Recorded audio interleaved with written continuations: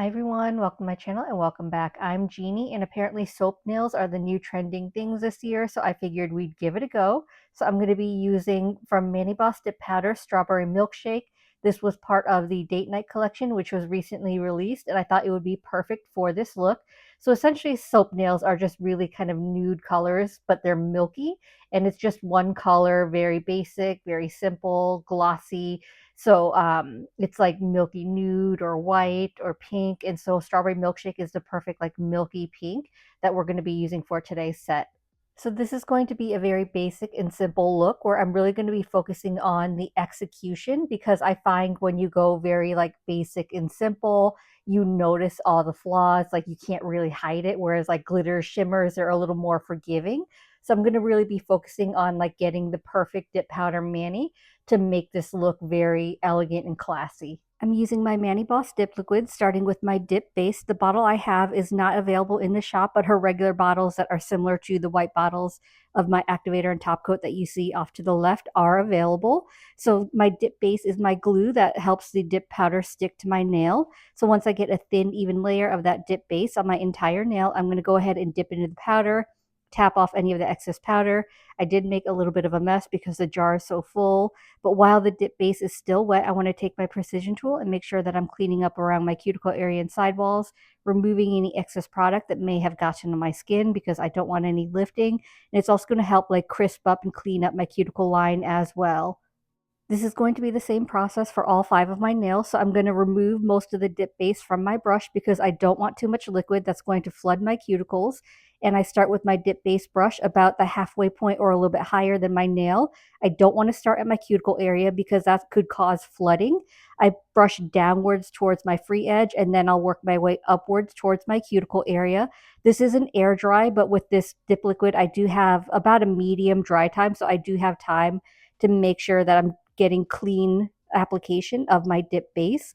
But once I have that on my entire nail, I want to go ahead and dip into the powder and then clean up my cuticle area and sidewalls just to clean up the lines a little bit and then remove any excess product. Because it is a wetter dip liquid, it's air dry. I do kind of displace it a little bit when I dip into the powder, which is why I have a little bit of cleanup that I need to do. To avoid that, you can just pour over your dip powder rather than dipping into the jar, but I just prefer dipping into the jar. So that's why I always like to make sure that I have a thin amount of dip base. I don't want too much because the more I have on my nail, the more it's going to wrinkle as I dip it into the powder. So that's why another reason why I like to keep it thin. There are definitely pros and cons to pouring over rather than dipping into the jar. It's really just a matter of personal preference. So if you pour over your dip powder rather than dipping into the jar, you're going to get thinner layers. So if you prefer to have thinner layers, that's a really good method to make it thinner.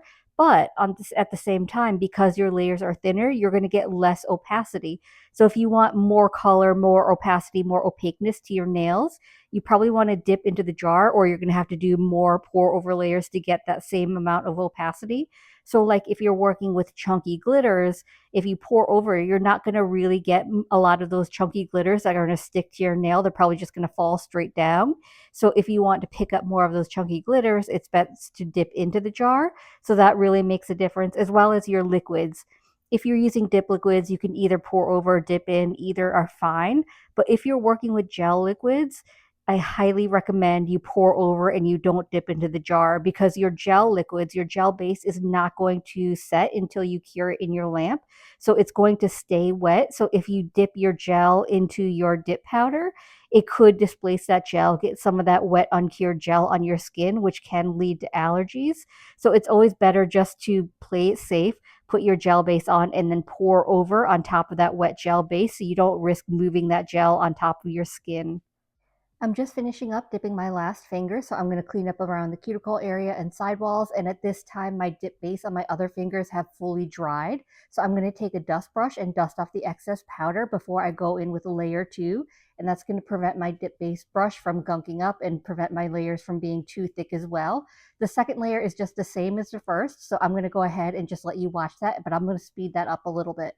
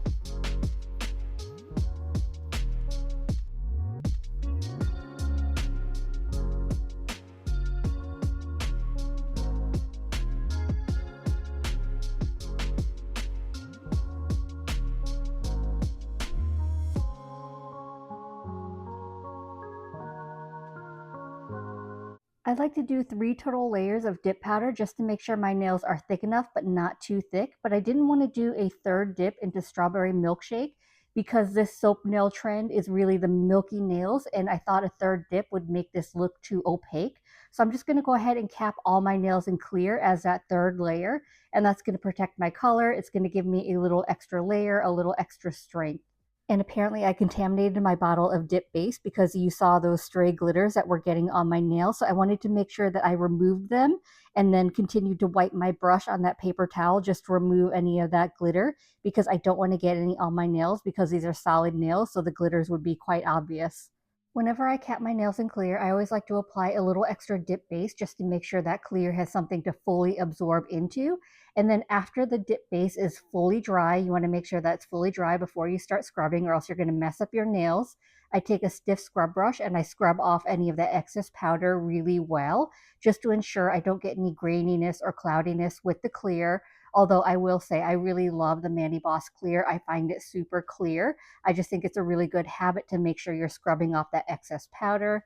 And then after you've done that, I can go ahead and activate my nails. So I'm going to apply a generous amount of activator. So I'm going to do a couple layers of activator on my nails because I want to make sure that it's penetrating through all 3 layers of the dip powder, because the activator is going to be what's going to harden, what's going to cure my dip powder so that I can file and buff. If I filed and buffed without activator, without my nails being hardened, it would just kind of crumble off. I'll wait about 2 minutes for my dip powder to harden, and then I'm going to go ahead and file and buff off camera, and I'll be back after that.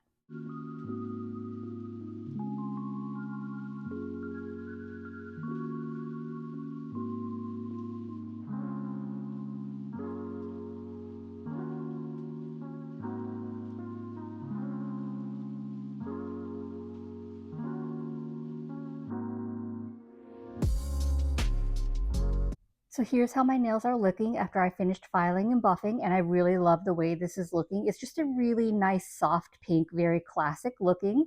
But now we're going to get into my favorite part, which is dip top coat. In order for your dip top coat to dry, it does need a layer of activator. So I don't need to go crazy with my activator like I did with the filing and buffing. I just need one thin layer of activator on all my nails, and then I'm going to wait a full 2 minutes for the activator to dry before I go in with my top coat.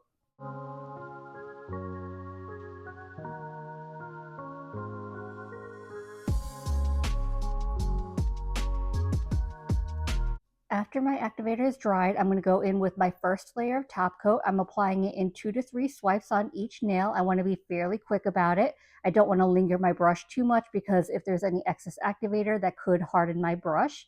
After each nail, I'm making sure to wipe my brush on that paper towel to remove any excess activator before returning it to the bottle.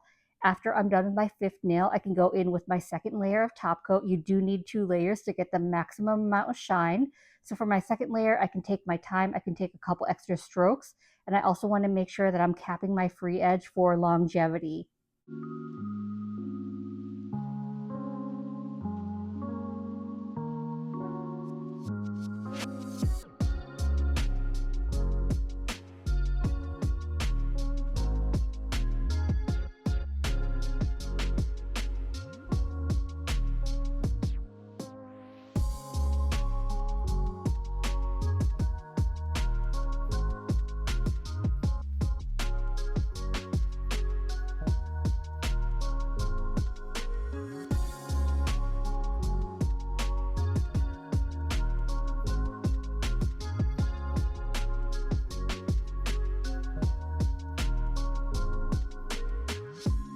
As always, I'm going to finish off my mani by rehydrating my cuticles with my Scales of a Mermaid products. So I'm using Squeaky Clean, which is a perfect pair for soap nails. So Squeaky Clean is her fragrance-free line.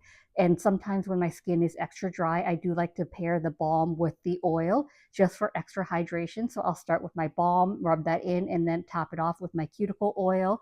And I am an ambassador for Scales of a Mermaid, and I'm happy to say I do now have an affiliate code. So you can use code Genie10 and that saves you 10% off your order. And I do make a small commission off of that. So if you use my code, I appreciate you supporting me. Whenever you're oiling up, make sure you get the underside of your nails as well, because you want to rehydrate all your skin, making it look healthy and happy. So that pretty much wraps up today's video. So I just wanted to do something simple and try out the new trending soap nails, which Usually I like glitter and things like that, but sometimes it's nice to go back to like classic and simple. So if you're still here, thank you for hanging out. Drop me some kind of clean emoji down below in the comments, whether it's like soap bubbles, bathtub, sponge, I don't know what. Just let me know that you're still here. So I hope this video was helpful. I hope you enjoyed it. And if you did, I'd appreciate it if you gave this video a thumbs up. It lets me know to continue creating content like this. And it also helps YouTube recommend me to others, which helps grow my channel. If you haven't already, please consider subscribing. I upload content every Monday and Thursday at 9:30 a.m. Eastern Standard Time. As always, I appreciate you being here. Thank you so much for watching, and I will see you in the next one. Bye.